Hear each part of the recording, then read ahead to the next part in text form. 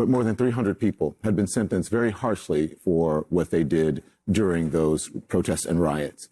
That is not the case when it comes to the Capitol rioters. And there are judges who, more than that one judge, saying that these people are being handed lenient sentences and wondering why prosecutors and the Justice Department, why they're not handing out harsher sentences for these people or charging them with harsher crimes, because they were, in a sense, essentially doing what? Trying to undermine our democracy. And that is quite different than protesting because you are upset about something. One is breaking the law from a lie, built on a lie. There was nothing about the election that was stolen or anything that was untoward. It was one of the most secure, like the most secure election in our nation's history. The other one was built on frustration and anger over what? A justice system that is systemically racist towards people of color. Today we're going to talk even more about how the hyperpoliticization of everything in the United States is destroying the society around us. Hey, what's up everybody? I'm Jackson White, co-founder and chief of content at Politiscope, and thanks for tuning in again today to TYT. Now, as Don Lemon did point out, hundreds of rioters at the protests over the summer were actually jailed for their offenses in the cities that they were in, versus not the same thing for the January 6th Diet coup attempters who raided the Capitol.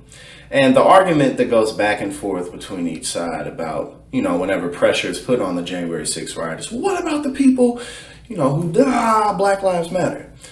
Because there's this endless whataboutism and that keeps people from actually taking responsibility for their actions. Ironically enough, this mostly comes from the Republican Party, which is supposed to be all about personal responsibility.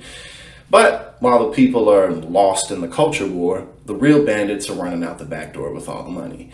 The people who continuously fund tax cuts for the rich, who don't allow Medicare expansion, who fight against wages, who do everything they can to put, like right to work laws in so that unions get damaged and don't have the same type of power. Those people are laughing their way all the way to the bank while we go back and forth, avoiding responsibility and trying to put responsibility onto one side or the other. And this is dangerous because this is continuing to crumble the democracy around us. We already are locked in a two-party system where we barely have any choice as it is, where every election practically is a vote against the other party and not necessarily a vote for who you really want to lead. So, the ridiculous argument that systemic racism isn't real. Yeah, okay. Even though the country was founded on slavery and segregation after that, and the crumbling of Reconstruction and redlining, and the fact that, the majority of people in prison are Black or Latino, on and on and on and on it goes. And we know better.